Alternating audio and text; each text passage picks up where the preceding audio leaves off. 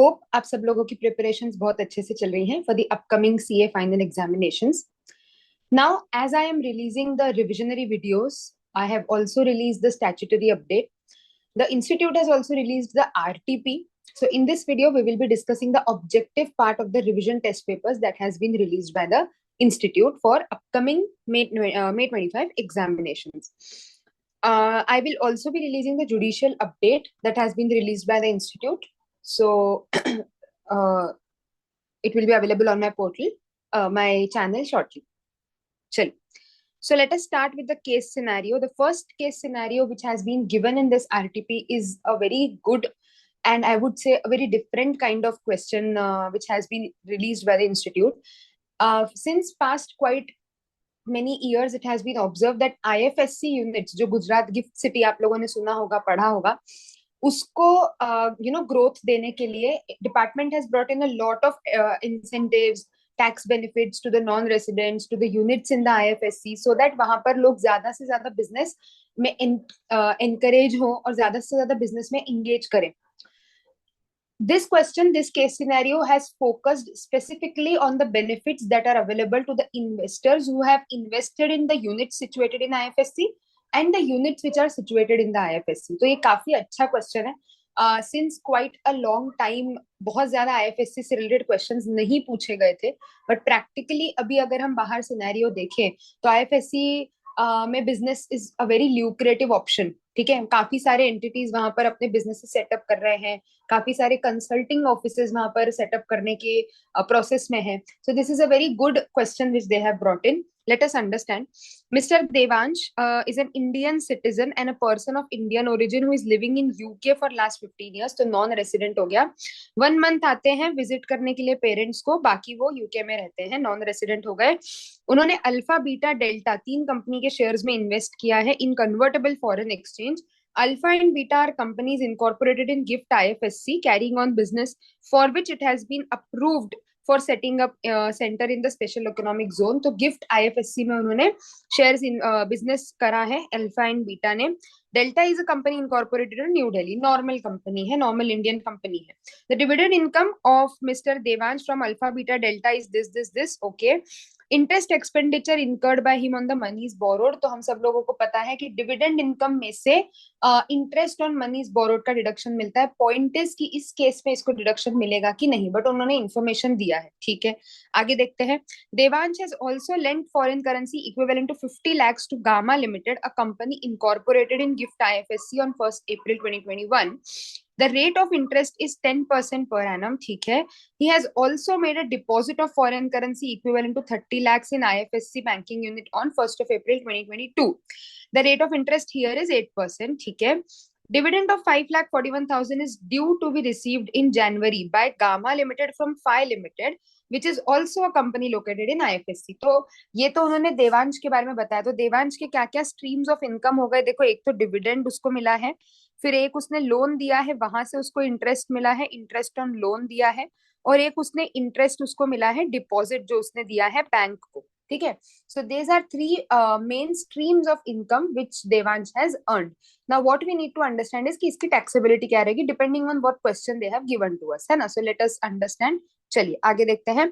दूसरा इन्होंने बोला है गामा जो है, Gamma is again a company which is in IFSC. इसको दूसरी एक और company Phi which is also in IFSC, इस कंपनी ने इस कंपनी को डिविडेंड पे किया है. ठीक है.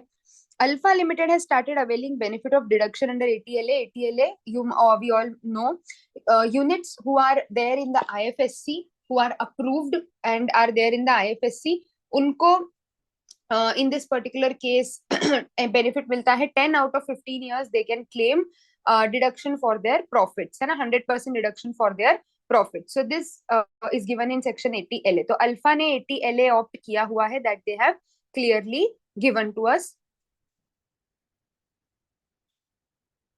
And Alpha has furnished the declaration to the payers about claim of deduction under 80LA. ठीक है. तो उसने 80LA लिया भी है और अपने डिडक्टर्स को भी ये चीज बता के रखी है कि उसने 80LA का डिडक्शन क्लेम किया. सो रिसेंटली हम लोगों ने जो स्टैट्यूटरी अपडेट पढ़ा, सर्क्यूलर के बारे में हम लोगों को इन्फॉर्मेशन दिया हुआ है दैट अगर कोई यूनिट एटीएलए ऑप्ट कर रही है, क्योंकि उसका एनीवेज 100% प्रॉफिट एग्जेम्प्ट होने वाला है, डिडक्शन मिलने वाला है बेसिकली उसको अंडर एटीएलए, तो उसके पास रिलैक्सेशन है कि उसका जो पेयर है वो उस पर टैक्स विथहोल्ड नहीं करे। तो वो डिक्लेरेशन भी उसने अपने पेयर्स को फर्निश कर दिया है। Beta limited has not started availing the benefit of ATLA, उसने ऑपरेशन शुरू कर दिया है बट उसने अभी एटीएलए नहीं लिया है। So ATLA is available 10 out of 15 years that you can select, ठीक है, कोई से भी 10 कॉन्जिक्यूटिव ईयर्स आप सिलेक्ट कर सकते हो। बेटा ने अभी डिडक्शन नहीं लिया है, ठीक है। Choose the most appropriate answer, what is the tax liability on dividend income of mister Devansh? Now Mr. Devansh is a non-resident. So whenever you are calculating dividend income of a non-resident, the section that you will be applicable is 115A. Question में treaty related कोई information नहीं दिया है, तो we will assume as of now that there is no treaty with the country. Or there is no application. We have to ignore the provisions of double taxation avoidance agreement basically, ठीक है। So first they have given 115A. 115A section में आपका जो rate given है that is 20% on dividend income. However, if the particular dividend is from a unit which is in the IFSC, then the rate of dividend is tax on the dividend is 10%. तो in this particular case जो alpha और beta का dividend है gross basis पे deduction allowable नहीं रहेगा, taxable रहेगा 10% पर। बट डेल्टा जो दिल्ली की कंपनी है हमारी, वो नॉर्मल इंडियन कंपनी है, वो आईएफएससी में नहीं है, that will be tax at 20%। So accordingly आपका tax on dividend will be 19,340 plus उन्होंने बोला है ignore surcharge and cess, so हमारा आंसर विल बी 19,340, ठीक है। चलिए, tax liability on interest income of mister Devansh. Now as I told you, IFSC में investors को काफी सारे बेनिफिट्स दिए गए हैं। So in order to make those incentives lucrative, government ने बोला है कि ठीक है, अगर आप यहाँ पैसा लगाते हो, जैसे डिविडेंड पे देखो टैक्स का रेट कम है, नॉर्मली 20 है, इनको 10% से ही लगेगा। देन इंटरेस्ट, अगर जो नॉन रेसिडेंट है उसने ये दिया है, लोन दिया है किसी unit को which is located in the IFSC. So basically interest which is payable to a non-resident for loan which he has given to the unit in an IFSC on or after September 2019, 1st of September 2019, then that interest shall be exempt by virtue of section 1015 clause 9, ठीक है। सो अब ये interest पूरा का पूरा क्या बोल दिया उन्होंने, एग्जेम। तो जो लोन दिया है गामा को, because it is given after 1st September 2019, it will be exempt in the hands of Devansh. So Devansh को इसके ऊपर कोई भी टैक्स देने की जरूरत नहीं है। Coming on to the tax liability on interest income of Mr. Devansh on deposit made in IFSC banking unit, again similar to 1015-9, 1015-8 gives exemptions in certain cases where the deposit is given to a offshore banking unit in a SEZ unit in a IFSC. So basically अगर कोई offshore banking unit को deposit दिया गया है तो वो non resident के हाथ में, उसके ऊपर interest will be exempt from tax. तो ये दोनों ही इंटरेस्ट के ऊपर देवांश को कोई भी टैक्स नहीं लगेगा, है ना। What is the liability on dividend income of Gamma limited from Phi limited? Again as I told you, काफी सारे बेनिफिट्स हैं। So assuming that both the companies are primarily engaged in the business of leasing of an aircraft and opted 115A, so if they are engaged in the business of aircraft, so one unit is in IFSC, this is unit 1, second unit is also in IFSC, both are engaged in the business of leasing of aircraft, and one unit is giving dividend to the other unit, again this shall be not liable to tax. Okay, this is also clearly exempt in the section 10. So this particular exemption is available, therefore there is no tax liability. ठीक है, चलिए। Assuming for the purpose of this MCQ, alpha and beta are banking units located in IFSC and both are due to receive professional fees equivalent to 20 lakhs each in the previous year 24-25. What is the tax deductible by the payer? तो alpha के case में हमको ऊपर question में दिया है कि उसने एटीएलए ऑप्ट किया है और उसने एटीएलए वाला डिक्लेरेशन भी दे दिया है अपने पेयर्स को, तो यहाँ पर तो उसको रिलैक्सेशन मिल जाएगा, उसको कोई विथहोल्डिंग उसके ऊपर सफर नहीं होगा। बट बीटा लिमिटेड का विथहोल्डिंग करा जाएगा। बीटा लिमिटेड का जो भी फीस है, प्रोफेशनल फीस है, उसके ऊपर टैक्स विथहोल्डिंग होगा as per the provisions of TDS, and इसीलिए उसको कोई रिलैक्सेशन नहीं है because he is not opting for 80LA। So यहाँ पर तो नील रहेगा, बट बीटा लिमिटेड के 20 लाख पे 10% प्रोफेशनल फीस, 2 लाख का टीडीएस विथहोल्ड किया जाएगा। Assuming for the purpose of this MCQ, Alpha is a qualifying company engaged in the shipping business, by what date can it opt for tonnage tax scheme if it is incorporated on 1st of April 2022? तो 1st of April 2022 को अगर वो incorporate हुई है, then it can opt for the tonnage tax scheme by 30th of June 2032. Okay, so if it is a qualifying company, then only it can opt, and then it has to opt for the tonnage tax scheme up to the date of 30th of June 2032. So these are the various MCQs which have been given specifically for gift IFSC units.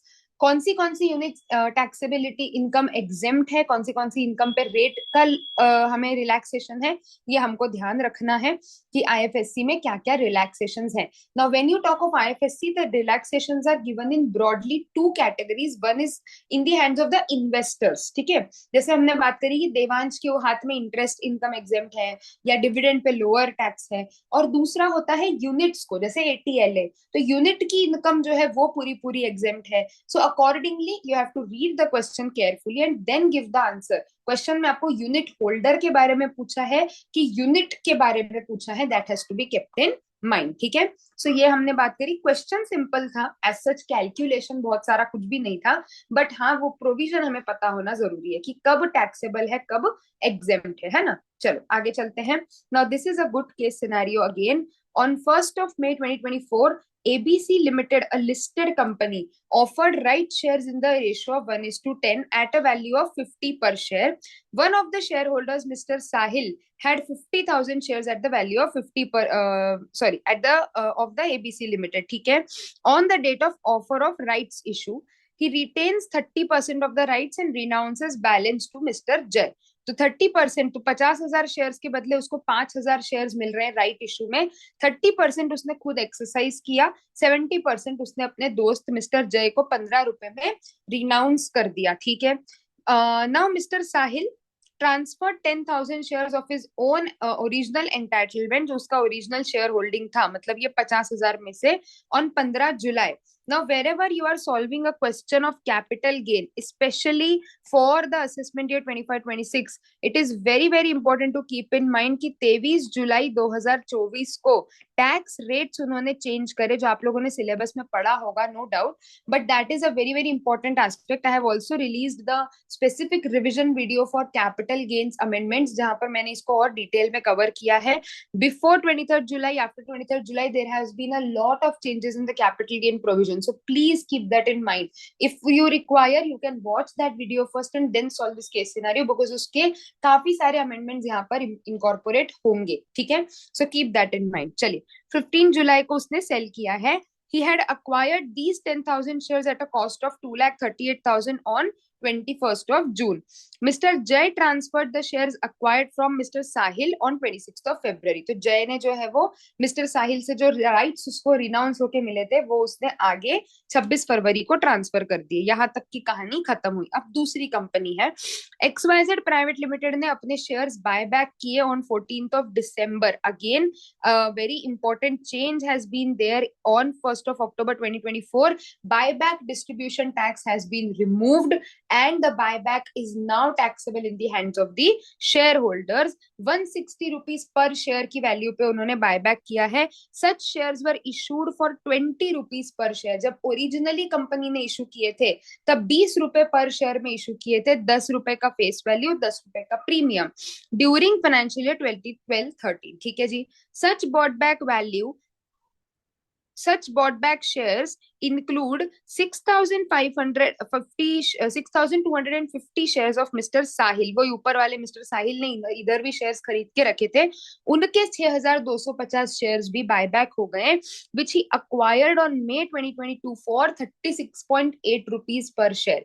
तो issue तो company ने 20 रुपए में किए थे, but हम assume कर सकते हैं यहाँ पर कि इशू करने के बाद साहिल के पास जब वो शेयर्स आए 2022 में, तो वो 36.80 रुपीज में आए।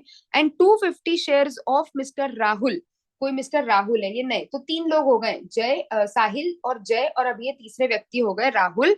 इनके 250 शेयर्स भी बायबैक हो गए, which he had inherited from his father, उनके पापा के पास से उनके पास आए थे। Rahul's father had acquired these shares in 2020 for ₹10। तो अगेन कंपनी ने इशू 20 रुपए में किया था, बट अगर आप ध्यान से देखोगे तो 20 रुपीज का इन दोनों के हाथ में कोई सिग्निफिकेंस नहीं है, बिकॉज इन्होंने ओरिजिनल इशू के समय शेयर्स नहीं खरीदे, जो क्वेश्चन से समझ में आता है। साहिल ने अलग से खरीदा 36.8 रुपए में, और राहुल को अपने पापा से मिला 10 रुपए में, पापा ने खरीदा था, ठीक है। Apart from this transaction, Rahul ji की सैलरी इनकम है 12,42,000, विच हैज, उस पे no tax has been withheld by the employer, ठीक है। Sahil does not have any other income for previous year 24-25।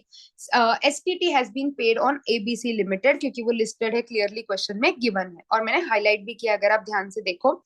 चलिए, सो पहला क्वेश्चन दिया है, XYZ इज रिक्वायर्ड टू पे additional income tax on buyback, मतलब वही हमारा बीडीटी करना है क्या, जो पहले 115 QA सेक्शन हुआ करता था। What would be the amount of additional income tax? Now very very important point, the date is very relevant. अगर यही क्वेश्चन में आपको जो डेट 14 दिसंबर दिया है, वो अगर 14 सितंबर दे दिया होगा, तो आपका आंसर चेंज हो जाएगा, बायबैक लगेगा और शेयर होल्डर के हाथ में वो इनकम एग्जेम्प्ट हो जाएगी। हाउएवर 1 अक्टूबर से उन्होंने वो प्रोविजंस चेंज कर दिए, उन्होंने बोला भैया कंपनी टैक्स नहीं देगी, जितना भी पेमेंट शेयर होल्डर को गया है, the consideration paid on buyback is taxable under the head 222F as a dividend as per his slab, and the cost of acquisition, जो भी उन शेयर्स की कॉस्ट ऑफ एक्विजिशन है, that will be considered as capital loss in the hands of share holder, ठीक है। तो ये उन्होंने नया चेंज कर दिया, कंपनी के हाथ में कोई टैक्स नहीं लगेगा, क्योंकि वो एडिशनल का बायबैक 1 अक्टूबर 24 के बाद हुआ है, company is not liable to pay any tax, ठीक है। Compute the amount of capital gains in the hands of mister Sahil. तो मिस्टर साहिल ने तीन चीजें हुई मिस्टर साहिल के साथ। पहला तो उन्होंने वो 10,000 शेयर्स बेचे थे ओरिजिनल एंटाइटलमेंट के। दूसरा, उन्होंने राइट्स रिनाउंस करे, वो भी ट्रांसफर होता है। एंड तीसरा, जो बाय बैक हुआ, अब भी हमने बात करी, अब से buyback is taxable in the hands of share holder, तो वो एक ट्रांजैक्शन और कंसिडर होगा transfer. So there are 3 transaction mister Sahil के हाथ में। ओरिजिनल एंटाइटलमेंट वाले शेयर्स उन्होंने 65 रुपीज में ट्रांसफर किए, क्वेश्चन में गिवन है। Cost is also given in the question, so simple है, माइनस कर देते हैं। No indexation will be provided, वैसे भी अब से इंडेक्सेशन हटा दिया गया है, but in respective of that this is listed equity 112A वाला केस, तो इन एनी केस आपको यहाँ पर इंडेक्सेशन नहीं मिलता था लॉन्ग टर्म कैपिटल गेन में। तो 4,12,000 यहाँ पर गेन आ गया, ठीक है जी। राइट शेयर्स जो रिनाउंस हुए, ये शॉर्ट टर्म कैपिटल गेन होगा। Right shares renounce, whenever you renounce your right shares, there is no cost of acquisition in your hands। जब भी मिस्टर साहिल को ये शेयर मिले, ये राइट मिला, बेसिकली शेयर खरीदने का जो राइट, जो उसने रिनाउंस किया, शेयर तो मिले ही नहीं, राइट मिला, राइट रिनाउंस किया, वो राइट लेने के लिए कंपनी को उसने कोई पैसा नहीं दिया, वो उसकी एग्जिस्टिंग शेयर होल्डर के बदले उसको मिल गया। So cost will be nil, whatever amount he has received by renouncing them in favor of Jay will be his capital gain, तो consideration will become as it is his capital gain।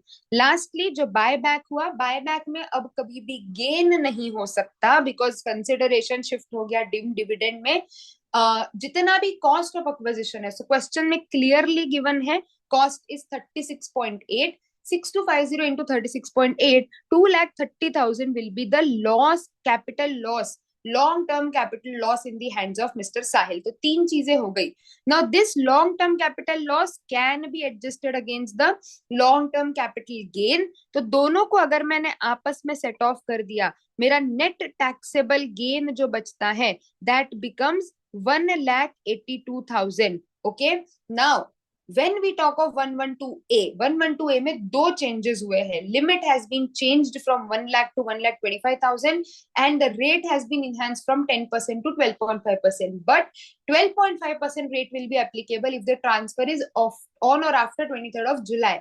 यहाँ पर transfer has been effected before 23rd of July, it is given in the question clearly, therefore the rate of tax will be 10%। ठीक है, तो यहाँ पर आपका जो tax rate लगेगा in excess of 1,25,000, लिमिट तो आप 1,25,000 ही लगाओगे, बट रेट आप 10% लगाओगे। ठीक है, इस क्वेश्चन में रेट नहीं पूछा है, but just for the sake of information, because आगे वो काम आने वाला है। ठीक है, सो 1,80,000 के long term capital gain and short term capital gain of 52,500। ठीक है, compute the amount of tax liability in the hands of mister Sahil. लो आ ही गया tax liability, assuming he is paying under 115 BAC. 115 BAC में again now there is a change in the slab rates in the budget 2, that is finance bill 2 जो आया था जुलाई में. Again I have released a separate video for the revision, so you can refer that. Now 66,120 let us compute first. So क्या क्या income है? Capital gain तो हमने ऊपर निकाला अभी उसके हाथ में कि लॉन्ग टर्म शॉर्ट टर्म। जो बाय बैक का कंसिडरेशन मिला है 6250 shares into 160, that is 10 lakh रुपए, ये पूरा का पूरा कंसिडरेशन उसके हाथ में डीम्ड डिविडेंड माना जाएगा, बराबर। So 222F में 10 lakhs will become taxable. So his total income will be here, out of which capital gain and your short-term capital gain will be taxable at a special rate, being listed shares, and balance will become taxed at the slab rate of 115 BAC, amended slab rates. ठीक है, तो 1,82,112A 1,25,000 के ऊपर जितना भी है 10% से tax लगेगा, as the transfer is before 23rd July. 52,500, the transfer is again here also, the transfer is before 23rd of July. So यहाँ पर the tax rate will be 15%. अगर ये after होता तो tax rate would have been 20%. 10 lakh पर आप slab rate से tax लगाओगे, 0 से 3 लाख तक नील, 3 से 7 5, 7 से 10 10, 10 से 12 15, 12 से 15 20, and more than 15 lakh 30. This has been amended in the provisions of 115 BAC. ठीक है, सो अगर मैं यहाँ पर 10 लाख पे टैक्स निकालती हूँ, that is 50,000. So the total tax liability on 10 lakhs is 50,000.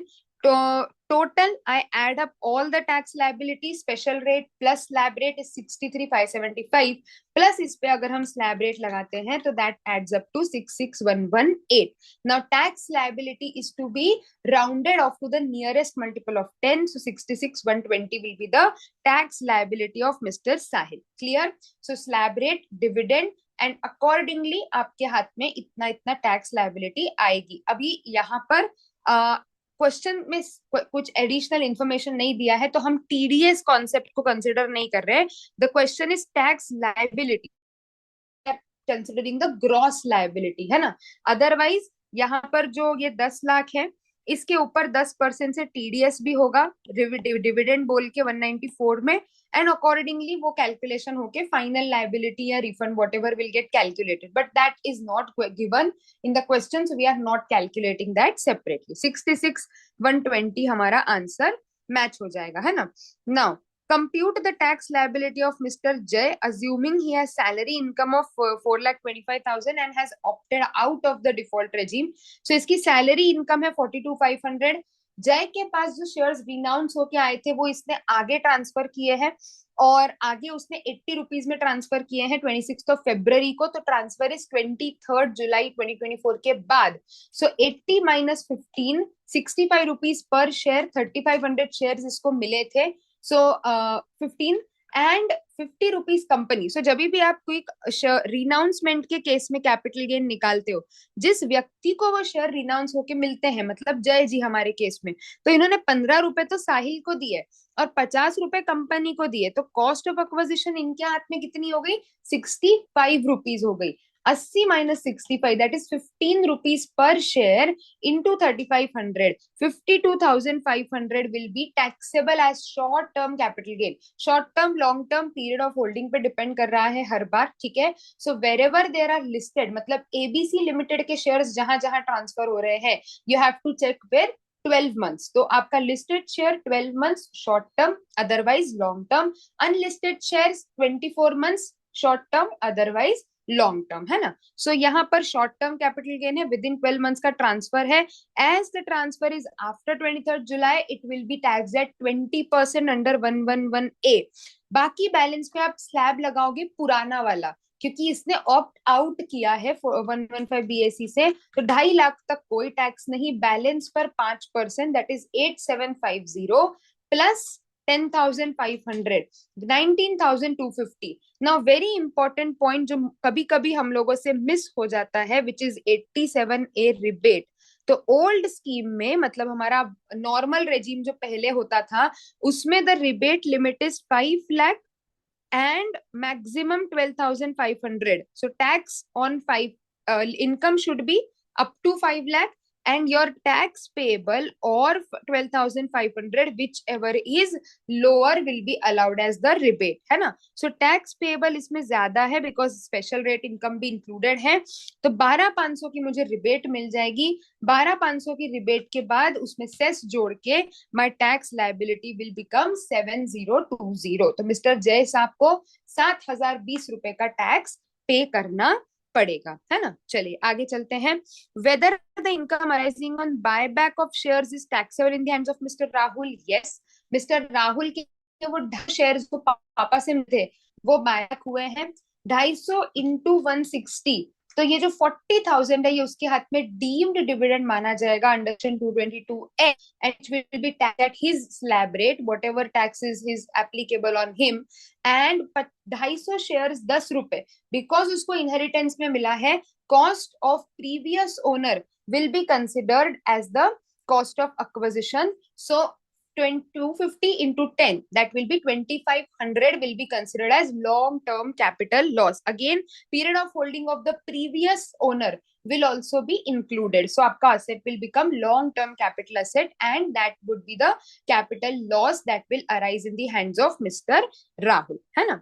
Last question इस केस सिनेरियो का, total income and tax payable of mister Rahul. ठीक है, राहुल जी का भी निकाल लेते हैं.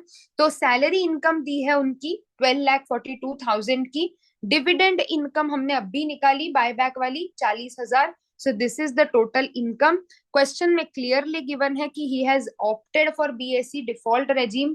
ऊपर जो मैंने स्लैब रेट्स लिखे हैं उसके हिसाब से हम कैलकुलेट कर सकते हैं 12,82,000 का. तो 12 लाख मतलब इधर वाला स्लैब पे तो 20% लगेगा, 82,000 पे 20% लगेगा, है ना. बाकी के ऊपर हम निकाल लेते हैं. सो फर्स्ट स्लैब में 0, देन 20,000, देन 30,000, देन इधर 2 लाख पे 15% भी लगेंगी, 30,000. So 96,400 will be your tax, and plus 4% का सेस, that will make your tax liability 100,256. Now tax payable, यहाँ पर क्या वर्ड यूज किया उन्होंने, tax payable. So net tax payable will be calculated after giving the effect of TDS. So यहाँ पर 40,000 के डीम्ड डिविडेंड पर 194 जो हमने ऊपर नहीं कंसिडर किया है, वो यहाँ पर कंसिडर किया जाएगा. 4,000 का मैं क्रेडिट माइनस करके then I will calculate my final tax liability. So tax payable and liability, ये लाइबिलिटी है कि इतनी लायबिलिटी है, इतना मैंने ऑलरेडी, मेरा विथहोल्डिंग हो गया, बैलेंस मुझे पे करना पड़ेगा. So this is my tax payable and my total income, है ना. देखो अब यहाँ पर एक और ऑप्शन है जो आप सही कर सकते हो. अगर आप ये बारीक सी चीज ध्यान नहीं रखोगे, ये माइन्यूट डिटेल क्वेश्चन के फ्रेमिंग में जो इंस्टीट्यूट ने यूज किया है, तो आपका आंसर गलत हो सकता है ना. सो ये चीज अपने को ध्यान में रखनी है. लास्ट इलस्ट्रेशन छोटा सा है question. Global Tech Inc. company incorporated in USA has global assets worth 50 crores and Indian assets worth 25 crores. ठीक है. Turnover is 90 crores. Out of 10 board meetings, only 4 were held in India. However, key management decisions were taken in India. Innovate, an Indian company, intends to remit fees for technical service to Global INC, providing services in relation to a project in India. So obviously that's fees becomes taxable. Assuming such fees is not paid under an agreement approved by the central government, determine the first the residential status and whether tax is to be deducted. तो पहले तो residential status, जब हम residential status की बात कर रहे हैं in case of foreign company, first thing you need to check whether the POEM is in India, right? And POEM के लिए आप पहले देखते हो active business outside India. POEM का मैंने already I've released a revision video that is available on my channel. I'll share the link along with this video as well, so you can refer that just as a quick revision of POEM. So क्या क्या condition बोली है हमारे case में, ये fulfil हो जाएगा. less than 50% are situated in India. अगर 50% से कम इंडिया में सिचुएटेड है तो बोला जाएगा कि एक्टिव बिजनेस आउटसाइड इंडिया है। हमारे केस में अगर आप देखोगे तो एग्जैक्ट 50% इंडिया में सिचुएटेड है, 50 में से 25 करोड़, तो हमारा एक्टिव बिजनेस आउटसाइड इंडिया नहीं है ना। Basis on this condition rest information is not given, so we will check this condition and the once the outside active business is in India, then you also have to check whether the key commercial decisions where are they taken. So अब यहाँ पर हमारे जो active business हमने अगर बोला कि if the active business companies engage in active business outside India, then the POM is assumed. In case not engaged in active business outside India, then you have to identify कि कहाँ पर आपके major decisions लिए जा रहे हैं। यहाँ पर आपके मेजर डिसीजंस इंडिया में लिए जा रहे हैं, तो you will become a resident in India. However now when you are a resident in India, तो आपकी इनकम टैक्सेबल तो हो गई। भी ये जो एफटीएस है ये is for a project in India, तो as per section 9 this will become taxable in India. अगर आप नॉन रेसिडेंट हो तो भी आपको इस पे टैक्स देना पड़ेगा। तो नाउ इन दिस केस तो फॉरेन कंपनी रेसिडेंट है तो टैक्स तो इस पे लगेगा। क्योंकि इस पे टैक्स लगेगा, इस पे विथहोल्डिंग होगी। रेट ऑफ विथहोल्डिंग कौन सा लगाया जाएगा? This is not paid under an agreement of approve by government, plus it is a resident, तो 115A वाला जो नॉन रेसिडेंट्स वाला रेट है वो सो बेसिकली यहाँ पर it is not paid under the agreement of the government, तो वो कंसेशनल रेट वाला सेक्शन हम नहीं लगा पाएंगे यहाँ पर। देयरफॉर फॉरेन कंपनी का जो रेट होता है, सी वो रेसिडेंट हो गई है बट वो फॉरेन कंपनी है, तो टैक्स रेट डोमेस्टिक कंपनी का नहीं लगेगा, ध्यान रखना है। सो रेसिडेंट है but tax under 195 will be deducted at the rate of 35%। ठीक है, सो बहुत अगेन बहुत बेसिक और बहुत माइन्यूट डिटेल है। कभी कभी हम जल्दबाजी में गलती में बोल सकते हैं कि रेसिडेंट हो गया तो हम जो टैक्स है वो इंडियन प्रोविजंस के बेसिस पे डिडक्ट करेंगे, बट नहीं, फॉरेन कंपनी को पेमेंट कर रहे हैं, rate of tax will not change, residential status will change but rate will be applicable which is applicable to a foreign company. ठीक है, so according to this the answer will be C. So these are all the objective question. I have given the solutions along with the reasoning. You can also go through it once and let me know if you have any questions, any doubts, and feel free to reach out. I'm also I've released various revision videos and all these things as well. If you have any other topic which you feel is difficult and you want me to give a revision video, I'll be more than happy in the comment, or you can reach out to me on my mail ID. Some of the students have already reached out, so accordingly I release my videos. But if there is any other topic, do let me know. So prepare well for the examinations. All the very best.